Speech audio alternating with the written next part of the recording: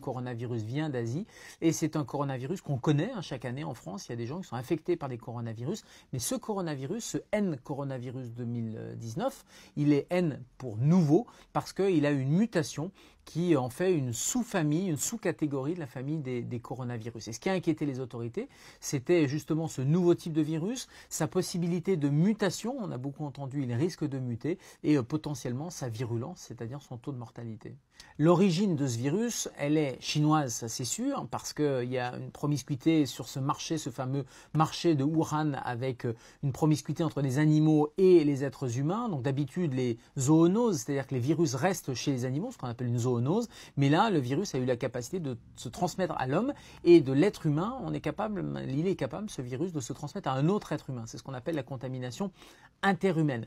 Donc l'origine, c'est-à-dire le virus initial, il est probablement chez l'animal. Alors il y a plusieurs hypothèses et c'est vrai que le code génétique, il s'appelle le bat coronavirus, bat pour chauve-souris, parce qu'il a une similitude avec un virus qui est chez les chauves-souris. Mais parmi ce coronavirus dont on parle cette année, ce début 2020, il est probable qu'il y ait plusieurs sous-types et peut-être que les origines, elles sont de plusieurs animaux. On a parlé de la chauve-souris, il y a eu des hypothèses sur le serpent également, et on sait qu'il y a un gros réservoir de virus en général chez les oiseaux.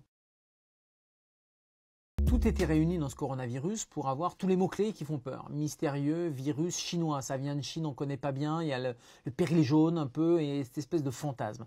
Virus, toute la maladie virale fait peur en général. Le virus est quelque chose qu'on ne voit pas, qui peut vous infecter, qui peut vous tuer. Et puis le mot mystérieux rajoutait du mystère alors qu'il n'est pas mystérieux puisque sa carte d'identité génétique est connue.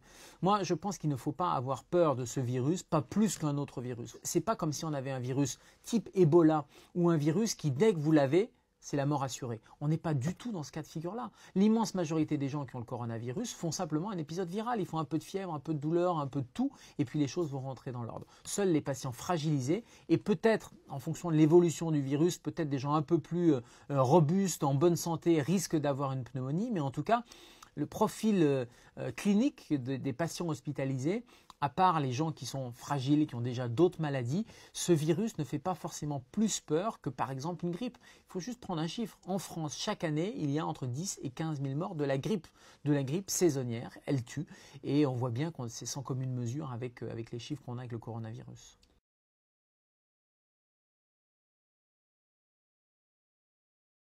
Comme tous les virus, il y a des gestes barrières. Ces gestes barrières, ils sont essentiels. Ils sont essentiels en cas d'épidémie de grippe, comme en cas d'épidémie de coronavirus, comme en cas d'épidémie de gastro-entérite.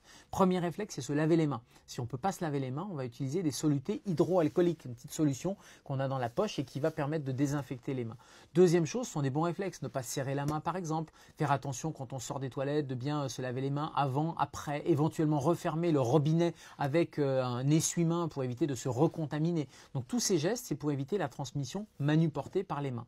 Deuxième bon réflexe, c'est de porter un masque. Non pas pour éviter d'être contaminé, mais quand on est malade, le bon réflexe, c'est quand on a une grippe ou quand on a éventuellement le coronavirus, c'est de porter un petit masque comme les chirurgiens, petit masque bleu qu'on a vu de partout, les pharmacies sont prises d'assaut, pour éviter de postillonner et de répandre le virus. En revanche, ce masque-là ne fonctionne pas pour se protéger d'un virus qui serait beaucoup plus petit et qui est en suspension dans l'air. Et puis je parlais d'épidémie de gastro-entérite, mais c'est un peu la même chose. Le coronavirus, il pourrait aussi se transmettre par la salive. Les deux brosses à dents dans le verre, quand vous habitez avec quelqu'un, les deux brosses à dents doivent être dans des verres séparés. Ce sont des petites choses toutes simples, mais qui évitent que ces virus invisibles ne se transmettent.